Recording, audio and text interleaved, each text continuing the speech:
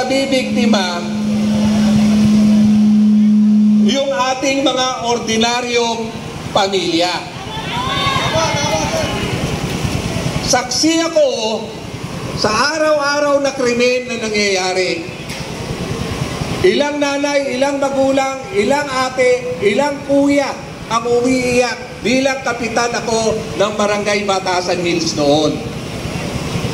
Pinakamugulo ang Distrito 2, Payatas, Holy Spirit, Silangan, Commonwealth, sentro ng krimen. Lahat yan ay dulot ng iligal na droga. Hindi mo na malalaman kung kanino ka magsusumbong dahil halos lahat ay involved ng droga ang ating akala, ating masasandalan. At alam naman po ninyo, ang inyong abang lingkod, Ultimo Police Station, niralihan natin ito dahil talamak nga ang droga sa ating lugar. Nagkaroon tayo ng tunay na katahimikan at tunay na pag-asenso dahil nung ang ating presidente ay si Presidente Duterte na. Natakot ang mga pulis, natakot ang mga puser, natakot ang drug lord. Dahil pati politiko, drug lord na nung araw. Hindi nila ba nakikita nung panahon na yon? Bakit ngayon ang iniimbestigahan nila ang taong tunay nagmahal sa kapwa niya Pilipino at kapwa niya tao? Bulag ba sila? Bulag ba sila?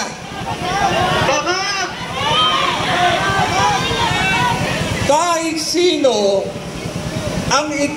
pag ikaw ay kriminal na nakulong ka, walang ibang hinangad ang mga kriminal na nakulong kundi makalabas.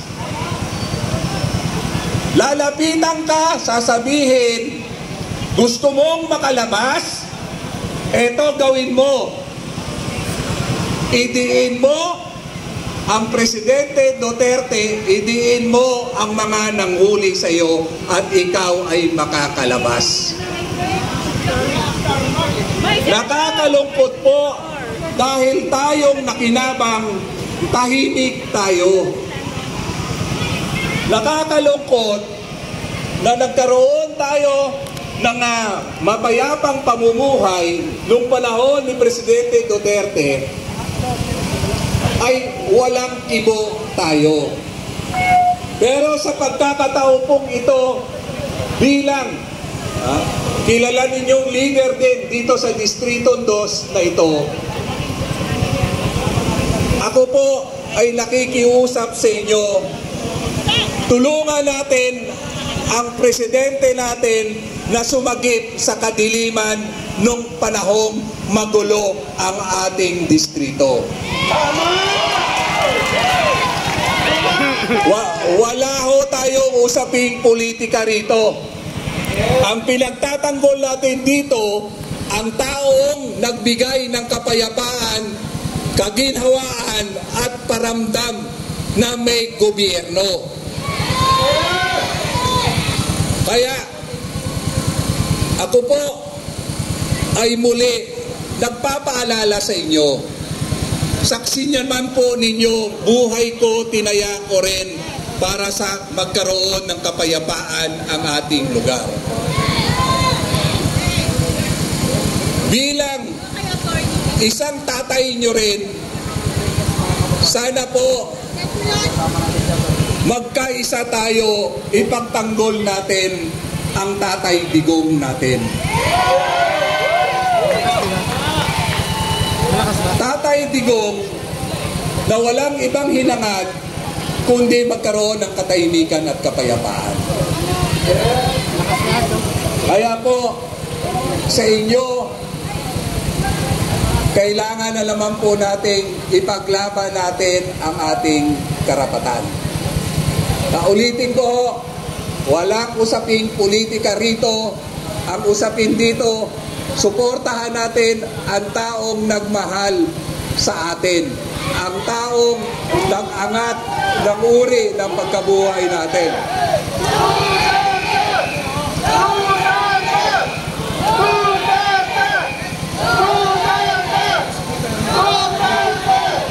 Ay, nandito po, kasama natin. Ito po, kasamahan ko, naging kapitan po rin ito sa Quezon City. Kasamahan ko po, sabay po kami nahalal na konsihal lang na kapitan. At ito ho ay pinalad at dati ho itong executive secretary ng ating presidente. Palakpakan po natin, Attorney Vic Rodriguez. Aret, pwede ka? Yes? Okay, pakinggan mo muna natin at ako nakikiusap din po sa inyo na sana suportahan natin bago naman. Pero darating tayo roon pagkakampanyahan na. Dahil ngayon hindi pa kampanyahan, ang pakiusap ko lang, paalala ko lang mo sa inyo, taga Quezon City o to, dating kapitan, pag alam nyo naman ang kapitan alam niya kung ano nangyayari sa lugar niya, alam niya problema, alam niya rin po ang solusyon. So sa pagkakataon pong ito, ulitin ko ho, taga Quezon City po ito.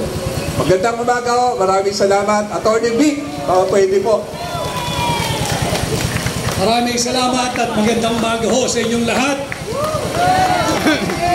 Nais ko muna magpasalamat sa kinikilalang mini Tatay Digong ng Quezon City, si Konsihal Tatay Rani Ludovica.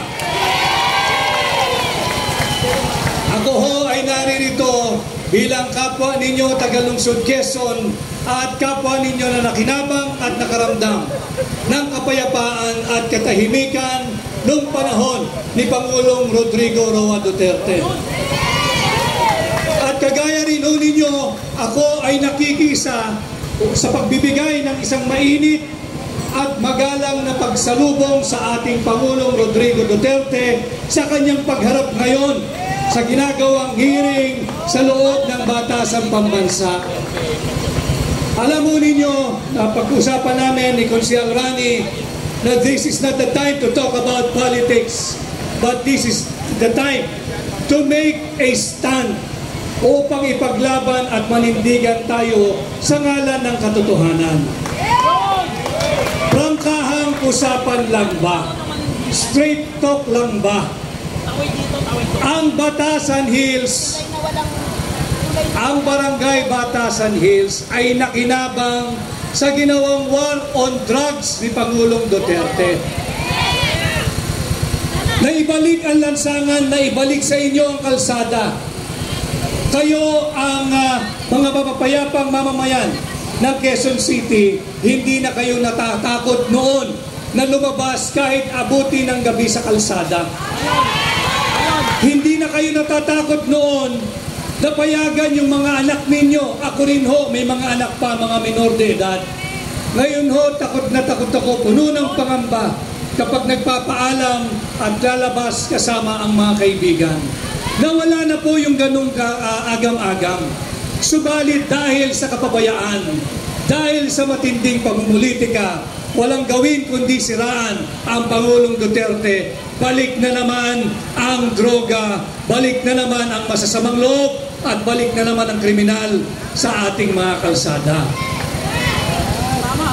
Ito ang ginagawa nating pagsuporta at pagkilala sa liderato ni Pangulong Duterte habang po siya ay pinatatawag dito sa loob ng Kongreso.